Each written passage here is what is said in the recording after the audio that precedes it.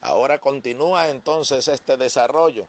Y llegamos hasta el libro donde nos encontramos ahora, el primer libro de Reyes, capítulo 18. ¿Qué es lo que ha sucedido? Sucede que se levantó un rey que hizo lo malo ante los ojos del Señor y que fue de esos reyes que acabo de mencionar, que se apartaron de la dirección de Dios e imitaron a las naciones que le rodeaban.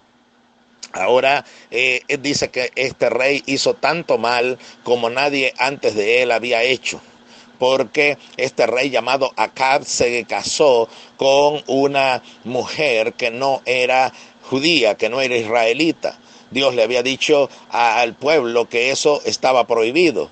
No porque Dios se antojaba y decía que los israelitas eran una raza superior, así como lo creía Hitler con respecto a la raza aria. No, sino que lo que ocurriría era algo muy elemental que hoy podemos entender, pero que ellos nunca pudieron entender. Y era que si ellos se unían en un yugo desigual con personas que practicaban la idolatría, con personas que no tenían su misma fe ni su respeto hacia Dios, que no conocían la palabra de Dios, entonces iba a ocurrir que ellos iban a ser contaminados por esa idolatría. Y cuando el pueblo pensaba que no importaba, después ellos podían aprenderse la ley. No, la realidad espiritual es la siguiente: cuando usted desobedece a Dios y entonces usted dice que no importa que usted se una en un yugo desigual, y voy a aprovechar de decirlo, siempre soy muy enfático en ello y no puedo pasar por alto decirle esto de parte del Señor. Si usted es alguien que todavía no está unido en matrimonio, si usted es alguien que está pensando formar un hogar, si usted cree que aquella persona, porque lo oye predicar el evangelio, que porque lo oye hablar de Dios y le presta atención y le dice que le gusta, pero sin embargo no ha tomado la decisión de aceptar a Cristo, no ha sido su vida transformada y redimida por la sangre del Señor, esto no puede ser que usted piense que en un futuro esa persona se va a convertir a usted. La Biblia dice que nosotros debemos cuidarnos porque un poco de levadura leuda toda la masa. Y lo que pasa normalmente en el 100%, y se lo digo como pastor durante años, habiendo contemplado las cosas que ocurren delante de nosotros, es que de un 100% de matrimonios que son fundamentado sobre esto, que la persona deja a Dios y empieza entonces a dejarse guiar por sus instintos y toma a una persona que no es cristiana por pareja, por esposa, por novia, por novio. Usted sabe qué pasa de esa estadística del 100%, cuántos se convierten y le son fieles a Dios y pueden tener matrimonios felices. El 1%. En el 99% de los casos termina esto o en una ruptura. Si el hombre de Dios o mujer de Dios quiere servir a Dios después de mucho llanto, después de mucho dolor, todo termina fracasando y derrumbándose. O termina ese cristiano pasando de la luz a las tinieblas, dejando a Dios para arroparse bajo el cobijo del mundo, porque el Señor no se equivoca. Un poco de levadura leuda toda la masa. Allí, cuando se dijo esa palabra, se hablaba a los corintios y se les decía que si seguían consintiendo a algo que Dios no consentía, eso iba a terminar corrompiendo a toda la iglesia. Cuanto más hablando acerca del matrimonio. Y si no quiere creer lo que le digo, simplemente tendrá que aprenderlo a una manera cruel y dolorosa, que es experimentar la realidad de que Dios no puede ser burlado. También eso aplica para aquellos que están pensando unirse a alguien, pero que no tiene las condiciones para que esté a su lado. Sucede que esa persona que está a su lado, que va a ser su ayuda idónea, si usted ve que no tiene el carácter, el temperamento, los pensamientos, la manera de manejar las cosas, los ideales similares a los suyos y que puedan llegar a concuerda, entonces lo que va a pasar es que en el transcurso del tiempo esa persona no va a cambiar por el amor, como lo dice el mundo, que el amor cambia las cosas. No, lo que ocurre es que usted tiene que esperar que los requisitos sean llenos antes de poder tomar una decisión, porque nosotros pensamos que en el camino se arreglan las cosas, pero no, hay cosas que tienen que comenzar ya llenándose los requisitos que Dios ha dado. Entonces yo no puedo esperar que en el camino se llenen los requisitos, no, los requisitos son previos. O usted cuando va a un empleo, entonces le dicen, bueno, aquí están los requisitos, el perfil que necesitamos para el empleado. Usted no llena ninguna, pero en el camino veremos. No, si usted no llena los requisitos, usted no puede ocupar ese puesto. Entonces igualmente la Biblia dice cuáles son los requisitos para yo unirme a alguien. Eso no solamente, ahora me extiendo un poco más, eso no solamente se refiere al matrimonio, eso también se refiere a alguien con quien usted empiece o piense en formar una sociedad, en formar una compañía de trabajo, sea muy pequeña, o en formar un ministerio para trabajarle al Señor. Tenemos que ver si el yugo está igual, porque puede ser que esa persona se esté uniendo al ministerio con otro pensamiento, con otro criterio, y no pueden andar dos juntos si no están de acuerdo. En una sociedad, si no hay los principios de integridad que tiene un cristiano recto, aunque otro reciba el nombre de cristiano, pero no tiene los mismos lineamientos espirituales que tiene usted, eso terminará llevándolo a la ruina. Esa es la historia triste de Israel.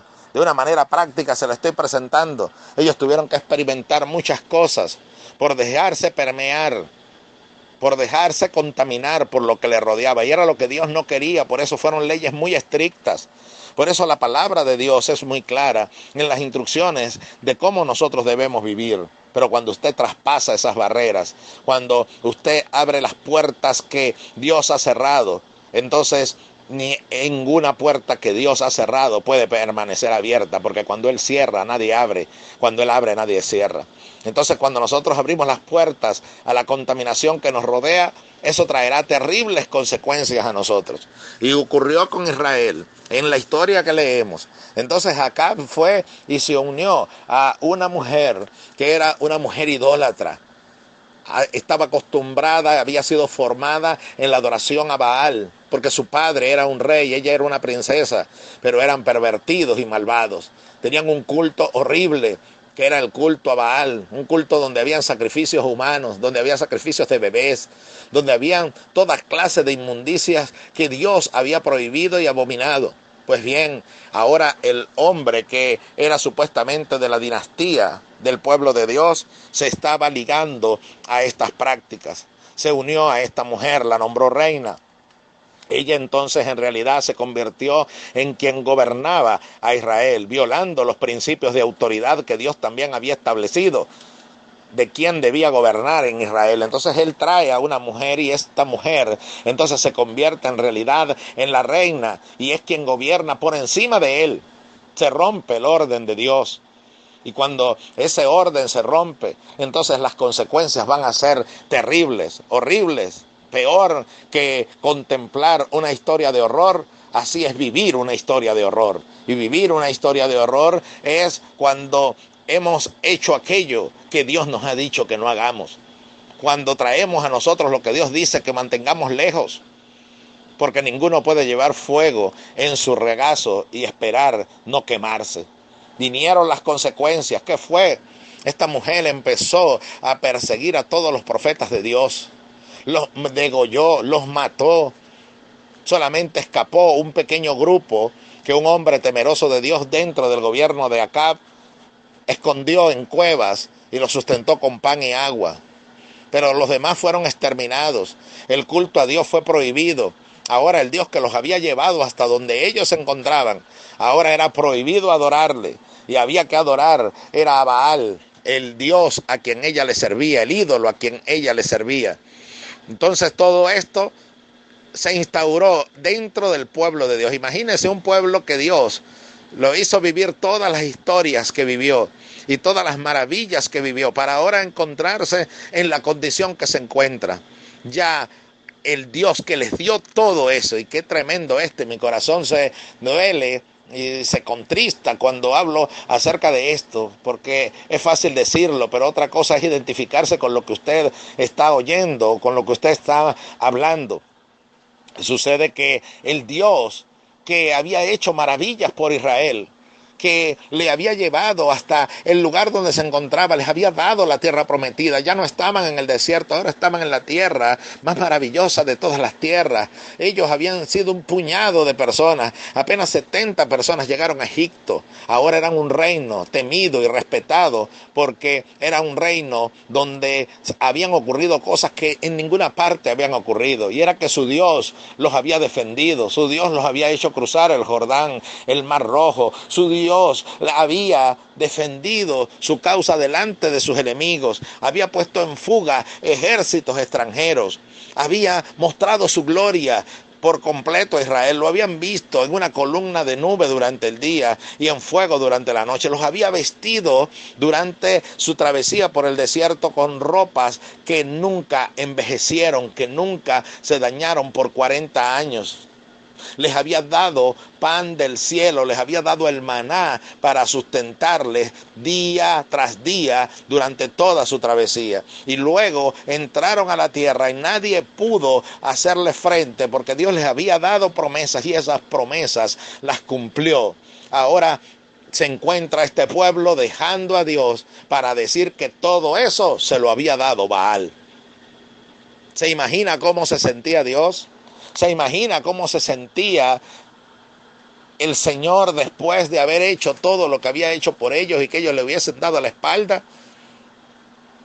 Decimos qué historia tan terrible, pero no es lo mismo que ocurre cuando nosotros, que hemos sido bendecidos por Dios, que hemos sido auxiliados por Dios, entonces creemos que hemos llegado hasta un lugar porque son nuestros méritos, porque es nuestra fuerza, porque es que lo hemos hecho bien, porque somos muy inteligentes, porque somos mejor que nuestros hermanos, tenemos el matrimonio que tenemos hoy, porque aquel no fue exitoso porque no estudió, pero yo, como me estudié y me quemé las pestañas, entonces ahora estoy aquí.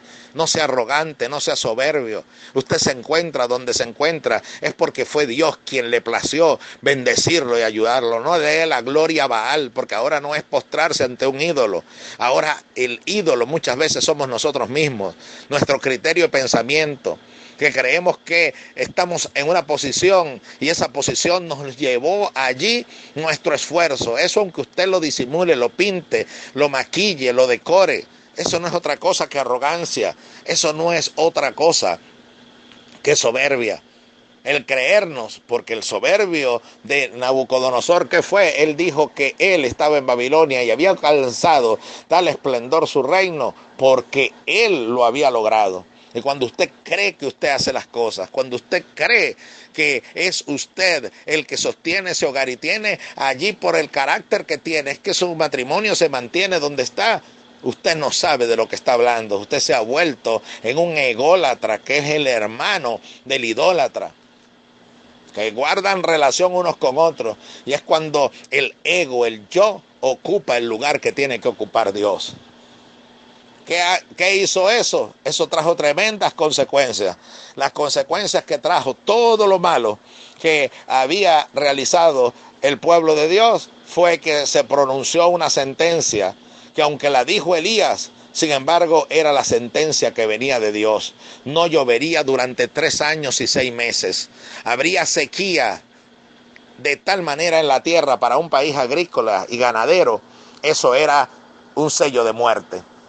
Murieron las bestias, se secaron los campos, no había que comer, se desató una gran hambruna en toda la tierra.